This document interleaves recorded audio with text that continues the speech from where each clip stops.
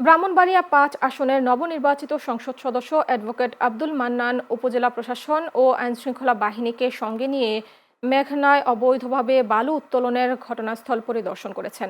মঙ্গলবার উপজেলার চর পালং এলাকায় ক্ষতিগ্রস্ত কৃষক ও স্থানীয় বাসিন্দাদের সঙ্গে গণশুনানি করেন এবং তাদের অভিযোগ শোনেন। স্থানীয়দের অভিযোগ, শামিউল ট্রেডার্স নামের একটি ইজারাদার প্রতিষ্ঠান নাসিরাবাদ মৌজায় ইজারা গ্রহণ করলেও নির্ধারিত স্থান ছেড়ে সাহেবনগর ও চর পালং মৌজার কৃষি জমি ও বসতভিটার পাশ থেকে অবৈধভাবে বালু উত্তোলন করছে। ক্ষতিগ্রস্ত কৃষকদের দাবি, অবৈধ বালু উত্তোলনের ফলে আবাদি জমি ধ্বংস হচ্ছে, নদী ভাঙন তীব্রতর হচ্ছে এবং অনেক পরিবার বসতভিটা হারানোর ঝুঁকিতে রয়েছে। তারা অনতিবিলম্বে এই অবৈধ কার্যক্রম বন্ধ এবং দায়ীদের বিরুদ্ধে আইনি ব্যবস্থা গ্রহণের দাবি জানান।